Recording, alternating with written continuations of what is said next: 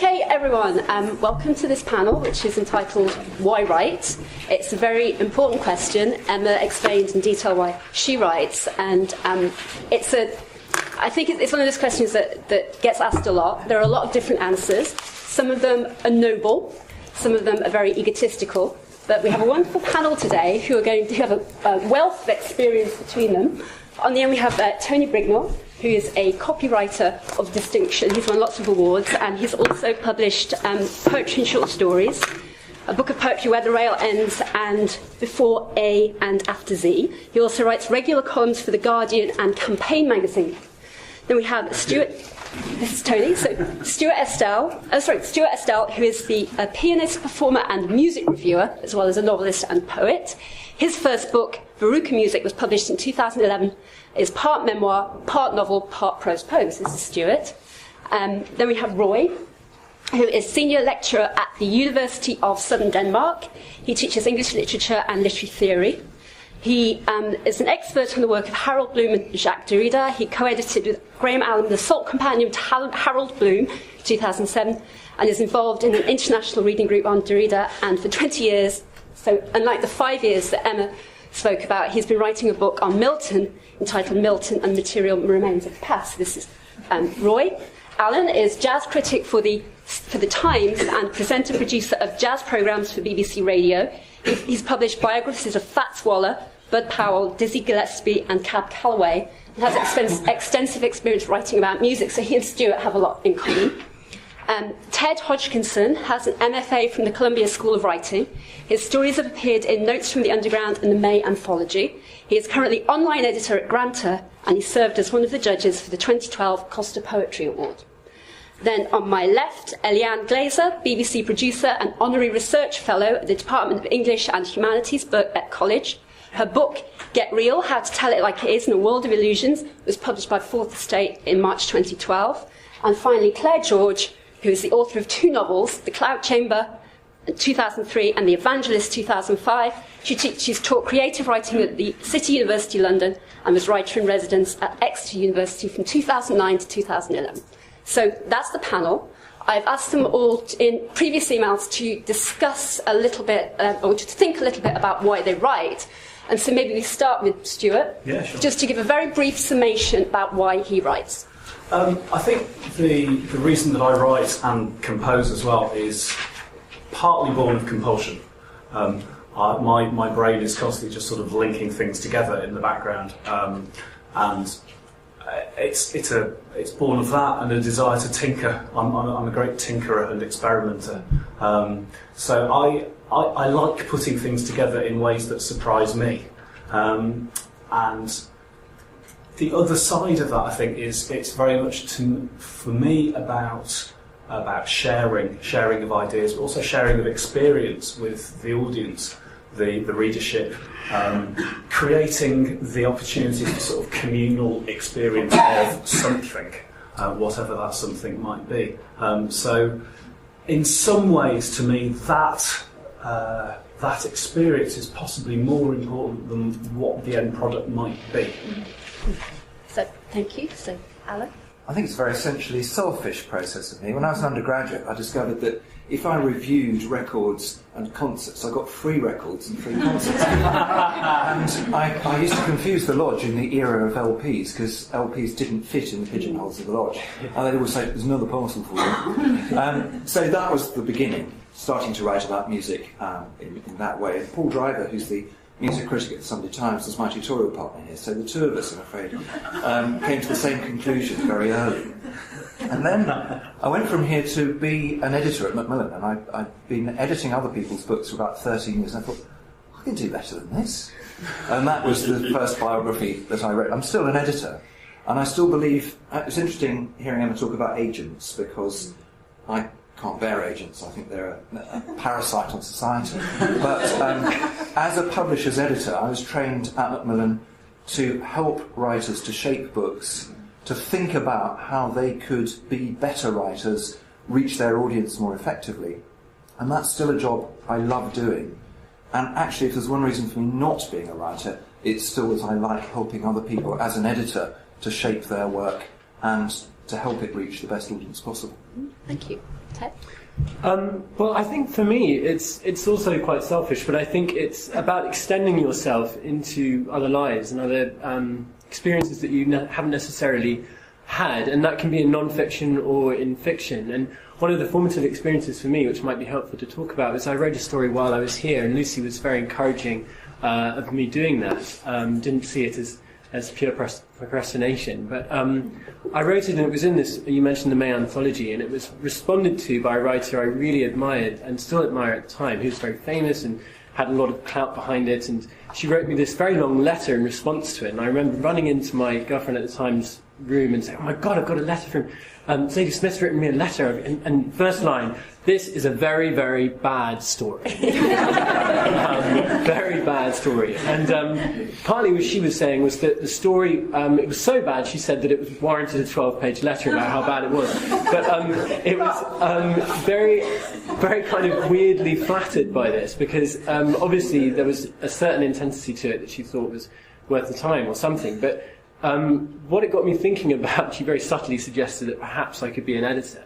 And at the time I thought, no, I'm not going to be an editor, I'm going to be a writer. And through that process, now I love my job. I'm very fortunate to be doing it. And I would urge anyone here that's considering writing to think about the ways in which you can also help the creative process in other ways and be a sort of sounding board and an echo board. But the other experience I think might be helpful just to quickly mention is that in my fiction, when I'm writing fiction, I think something I'm interested in doing is trying to get two things to dovetail together that don't necessarily fit together in reality. That sounds probably like I write Lord of the Rings type stuff all the time, but it's another writer who I admire a lot and who I administered a prize in Italy, and he was there. And he said to me when I was trying to arrange a drink before the ceremony, and it was not going to happen in 10 minutes' time. He said, "Ted, you can't get two disparate realities to dovetail together in one moment." I think that's actually quite a good appraisal of what happens when I write. So, so those would be the two reasons, I think. Okay, thank you. Eliane? I think I'm motivated by anger and critical impulse, I suppose. And I suppose I've always thought that being angry was a negative thing, and being critical was a negative thing. You know, it's very easy to, identify problems in things, but how are you going to actually put them right? And isn't anger a bad thing? And so on. Especially if you're a woman, you're not supposed to be polemical. But at a certain point, I realised that all the things that I was getting angry about, I could actually start to identify a certain pattern developing, that there was a phenomenon in the world that I was trying to make sense of and put disparate elements together. And so I decided that there was an opportunity to pull together these apparently disparate phenomena, like David Cameron talking about his public spending cuts in terms of people power and empowerment of communities, and a sort of a revolution handing power back to the man and woman in the street. I got very interested in how this sort of elitist party, or party that's benefiting elites, couches its policies in very egalitarian language. Or, you walk past a BP petrol station and it's green, very environmentally friendly colour. Or, Tesco's new coffee shops, which are called Harrison Hall. They're very artisanal.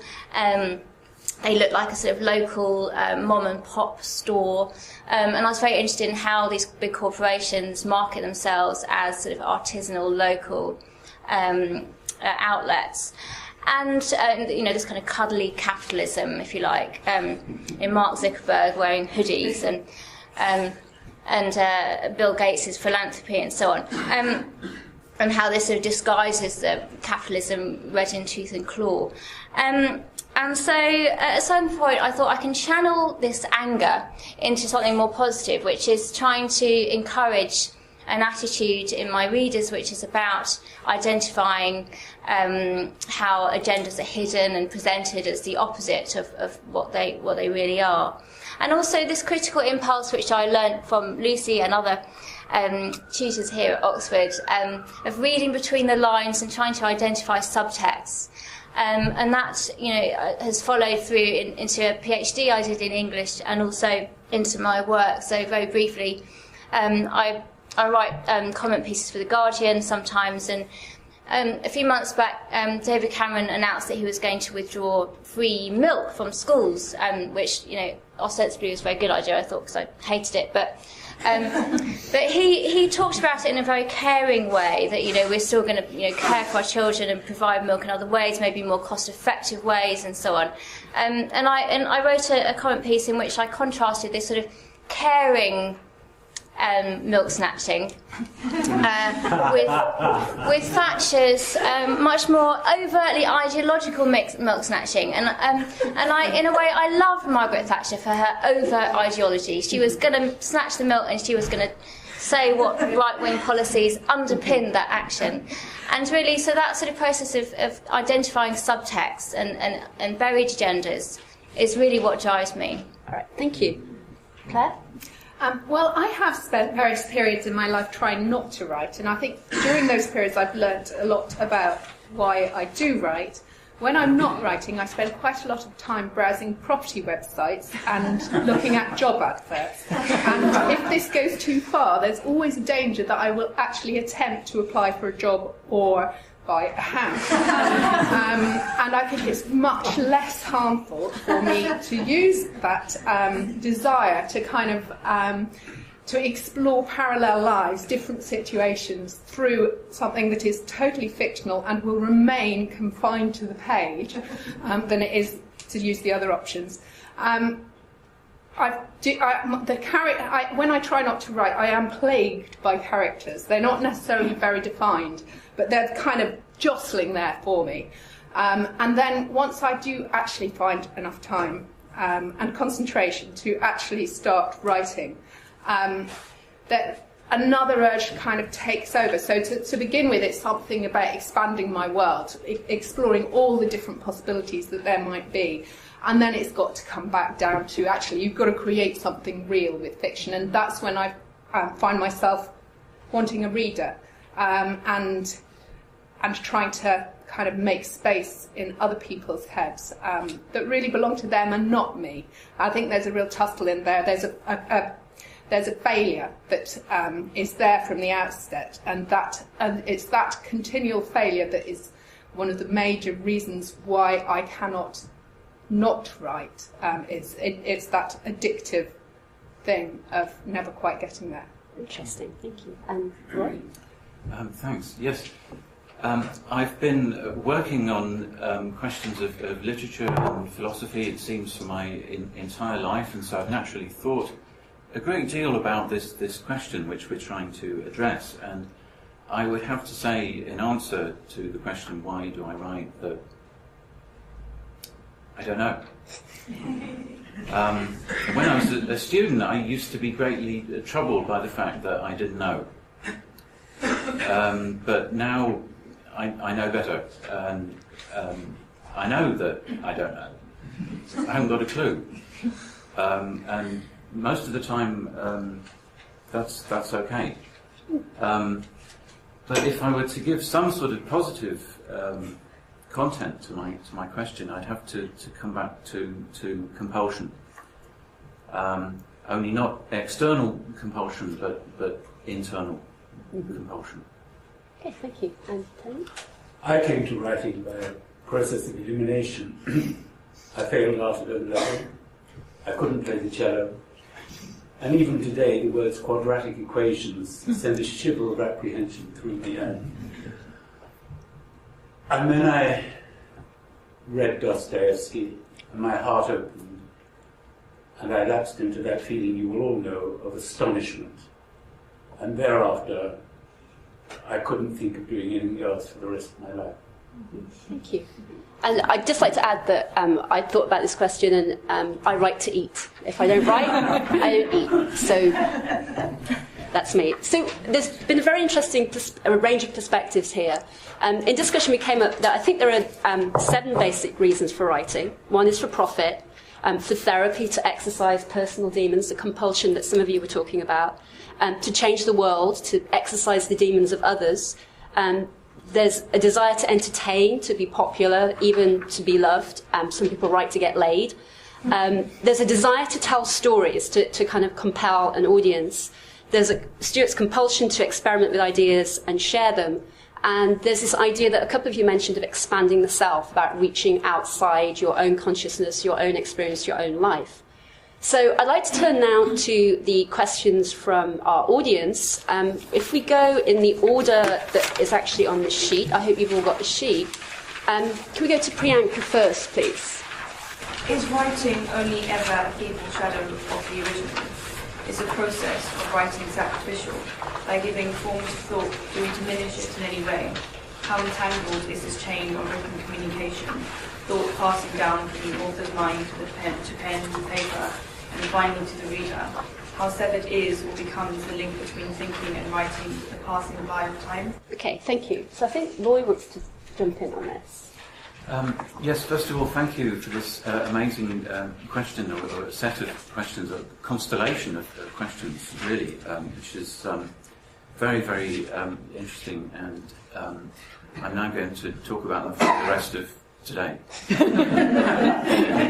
If you'll let me. I may reach over and gently tug your sleeve. Well, it's tempting to reply in sort of counter way. You know, maybe there will be a lossless information transfer in the future. You know, maybe this is going to happen. Maybe they're working on it now. Maybe there could be writing that is not feeble, even though I myself, in my feebleness, can't imagine it. So that's one way to reply, but actually that's not what I think. And as it is, I think there are a lot of different kinds of shadows, and so in response, I'd just like to start by taking two of them. Firstly, as an elderly poet once put it, between the intention and the act falls the shadow. I'm sure you know this one. For example, when the alarm goes off in the morning, I hear a voice in my head which says, "So now get up." And then what happens? It's just me then who has difficulty.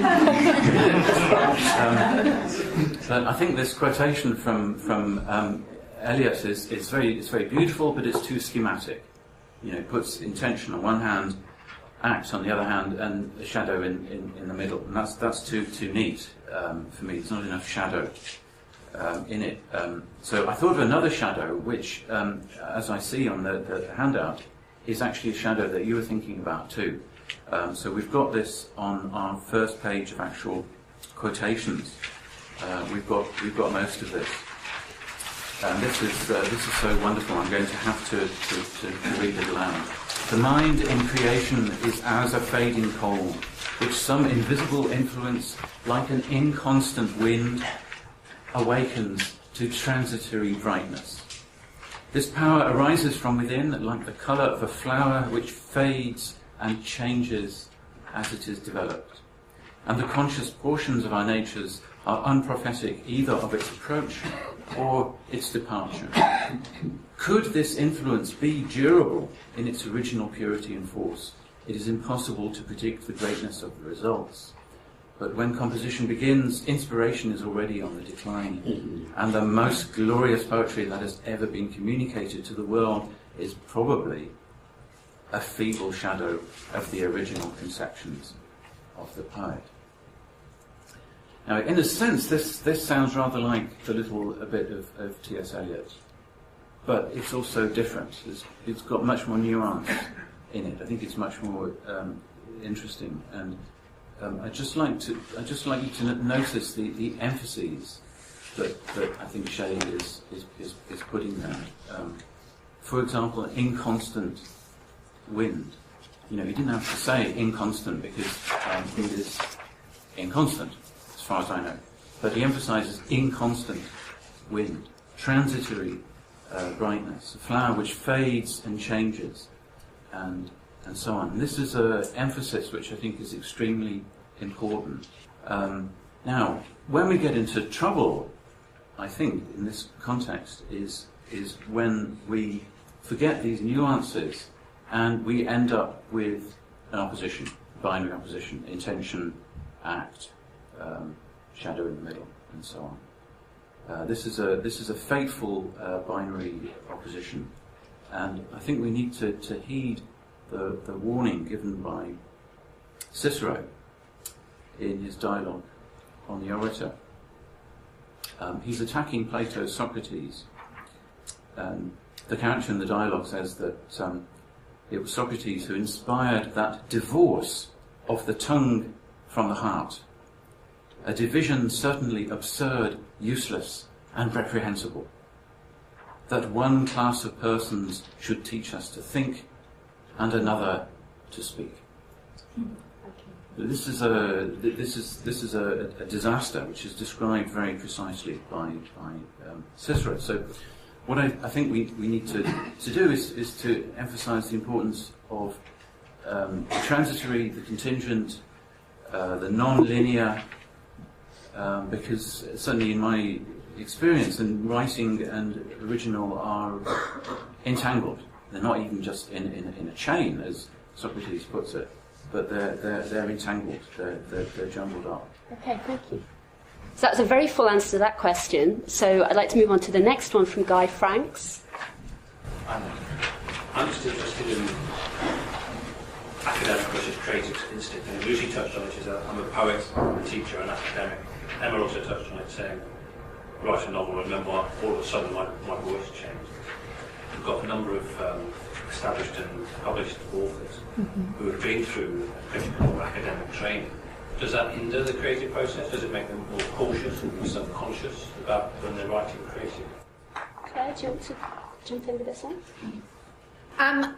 Well, in some ways I feel fairly unqualified to answer this one, because my critical or academic training feels like it was quite a long time ago. But it was in there at probably the most formative point in my writing life. With any luck, a writing life is a long thing and involves many, many different types of writing. And in my case, a lot of marketing, copywriting, a lot of business strategy papers, and on Friday evening, some publicity for the local school's PTA-sponsored bounce.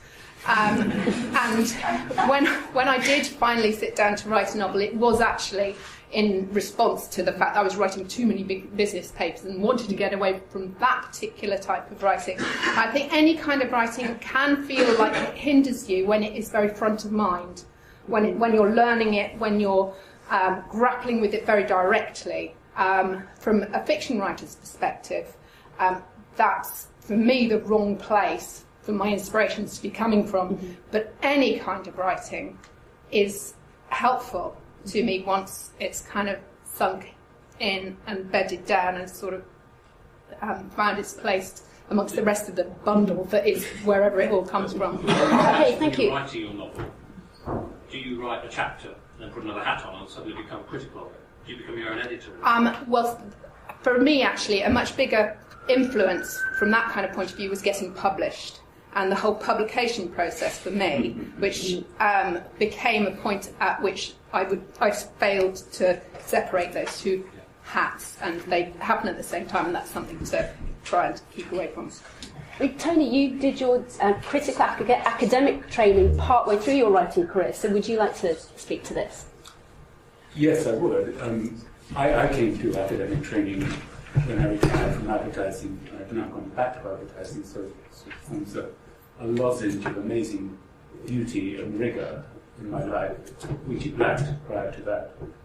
But of course I met people of very clear intellect, and I found that if I pursued a strictly intellectual process with creative writing, it didn't exactly render me sterile, but it did, as it were, pretend, or make me pretend, that emotional matters didn't matter somehow.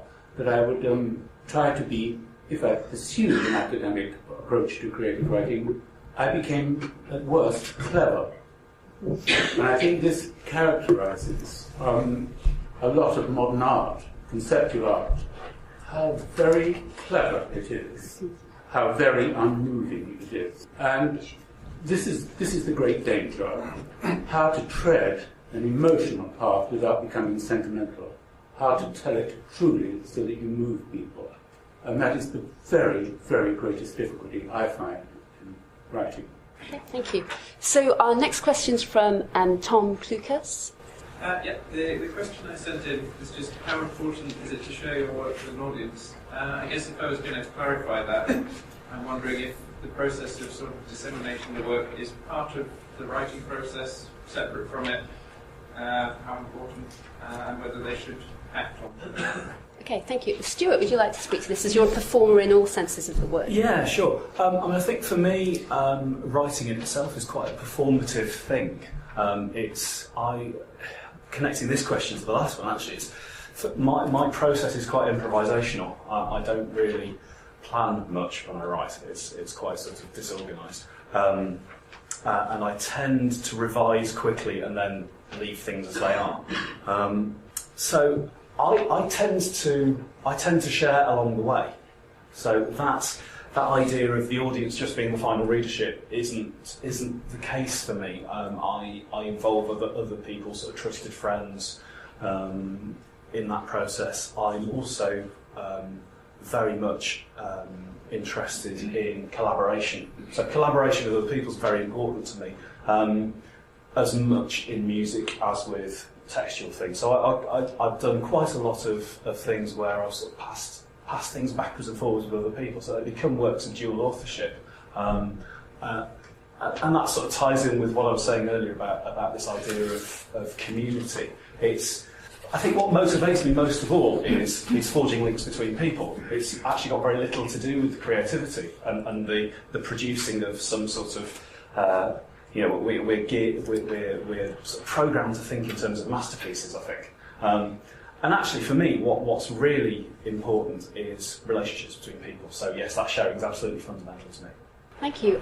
Moving swiftly on, because I'm aware of the time. Amy's question is, since the work of writers like Joyce, Woolf and Eliot, there don't seem to have been many drastic advancements in the form of the novel. Where, if anywhere, do you think the scope for innovation lies, or has this field already been exhausted? Now, we've already heard from Clare, the novelist, so maybe I put that to Ted as an editor. Well, I don't think the form is exhausted. I mean, I think there are several writers who are having a pretty intense conversation with the form, and there are several American writers I can think of, and a couple of British writers, but also there's a writer called Jeet Thayil who he's written a book called Narcopolis, which isn't necessarily on the face of it a sort of metafictional novel, but it's very much a dialogue with itself, and it's basically it's a novel about opium in Bombay, and it's almost like a trail of smoke. The prose is very mercurial and strange.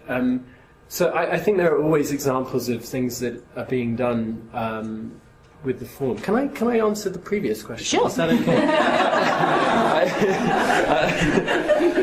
Actually, the previous two questions, interestingly, I so agree with what you're saying about it's not necessarily just an audience, but I think who you're sharing. Sorry, where have you gone? There you are. Who you share your work with is really important, and it's not just the people who are going to give you the sort of positive, this is great, fantastic stuff, work. And I think that the reason I mentioned that train wreck of a letter earlier, I think, is that feedback is so important. And if you're a sucker for punishment, like probably most of the people on this side of the room and probably that side of the room are, then you crave that. You crave that real, honest response because you know that you're failing on some level in some way. And I think that to go back to the other question, I think that links to it is that